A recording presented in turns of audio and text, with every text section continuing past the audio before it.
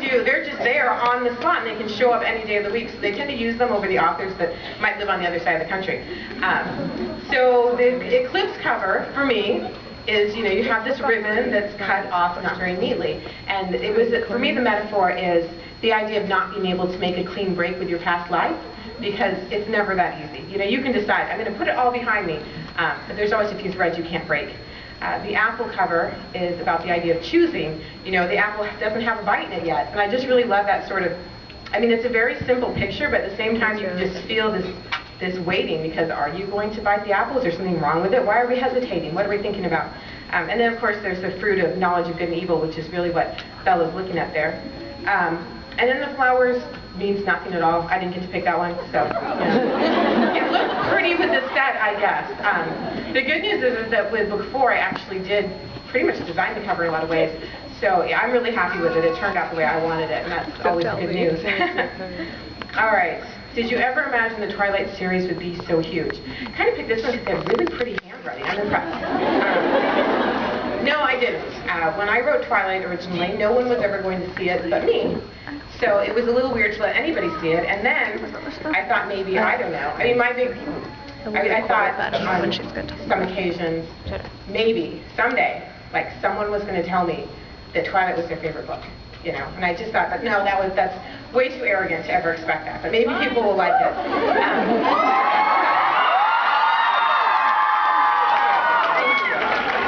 So I wasn't really expecting for people to love it the way they did. I knew I loved it, but I wrote it for me, so it should specifically be perfect for me. So I was really surprised, and the way the series has just kept going, and people are still picking up Twilight, and everyone's still so excited about it. It's amazing. I mean, I really can't describe what it's like to have a room full of 1,000 people screaming for your books. It's bizarre, and it's really cool, but at the same time kind of overwhelming, because, you know, wow, it's just a story that I wanted to write. It's really cool. Here's one about the movie, because people get excited about the movie. I'm excited too, but I do most of my screaming at home alone. What was your first reaction when finding out someone wanted to make Twilight into a movie? Good question. I first got interest in Twilight in 2004, a year before the book was actually out on the shelves. So that was pretty early in. I still didn't know if anyone was going to like it. And I had several producers interested, and what I was worried about, as all you can imagine, is the fact that most books that get turned into movies suck. And, you know, we've all seen it. There's a couple of really good ones. I mean, I love the Bourne trilogy, and Sense and Sensibility, the Emma Thompson version, is the best remake ever made. So there's some good ones.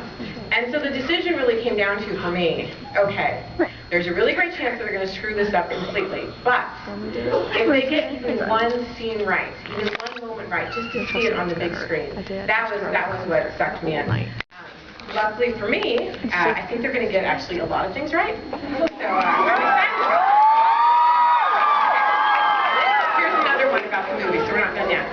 How much creative control did you have with the movie? Because there are a lot of detail changes, i.e., do any of these bother you? The cars. I was quite a bit involved, more so than I had any right to be. The contracts pretty much cut the author out. They don't ever have to talk to you again. And I know why they do this, because making a movie is a creative project, and you get visions from the director and from the screenwriter and from the producers, and those don't always intersect just right. So it's just a matter of way too many cooks in the kitchen, and you add one more author who might have opinions about what has to be this way or has to be that way, and they can stop a movie from getting made, and it's happened before. But some of it was really cool. You know, they weren't the first company that had the rights to the movie. They were the second, and the first one didn't work out so great. Yeah, some of you know. There was a script that was quite frightening, and so after that experience, I was worried. But some of them were really great. They wanted me to come in and have input on the movie, and they let me tweak the script, and then they let me work a little with some of the casting. So I feel like they've been really good. It's true that I am not a huge fan of the exact cars that were picked, because I'm a car person, but as was pointed out to me, I am like 1 out of 1,000,000 girls who actually cares about the make and model of the Volvo, and I can see that. You know, I know that that's not a normal thing. In my computer bag right now, the only reading literature I have besides the other books, but my magazines, I have Car and Driver and Motor Trend, so I know that's not normal, but you know, that's the way I am. All right, now these are writing questions because I know that people who come out to book signings, a good 90% of them want to write books. So